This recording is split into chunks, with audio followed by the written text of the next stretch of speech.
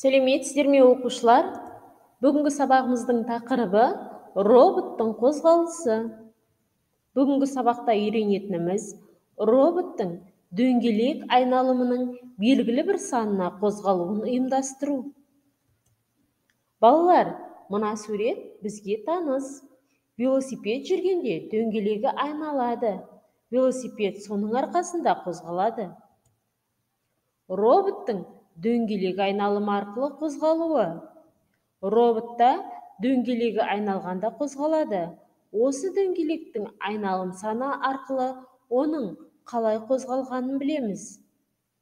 Роботтың алға қарай қозғалуын мысалмен қарастырайық.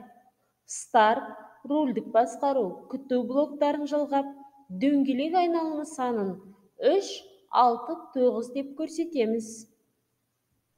Дайын болған программаны жетекші платформаға жүктейміз. Назар аударайық.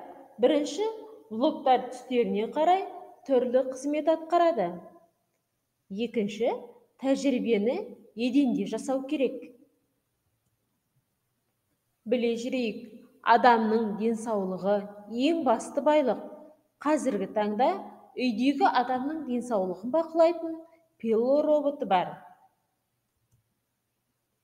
Балалар, енді дәптермен жұмыс жасаймыз. Бірінші тапсырма ізденіп орында. Айдостың роботы 4 айналым жасап қозғалды. Ал Айнұрдың роботы оған қарағанда 2 айналымға артық қозғалды. Айнұрдың роботының айналым саны қанша? Келесі тапсырма ойланып белгіле. Кестедегі сұрақтарға суреттегі көрсеткіштер бойынша сандармен жауап жаз. Ол сұрақтар: рульдік басқару блогының көрсеткіші нешеге тең? Дөңгелек айналымның саны нешеге тең? Күту блогында қанша уақыт көрсетілген? Дөңгелек айналымның саны нешеге тең? Келесі тапсырма сөзді тап. Мына сөзді жауабын жаз. Компьютермен жұмыс. Роботтың дөңгелек айналымын 2, 4, 6-ға арттырып, қозғалысқа келтір.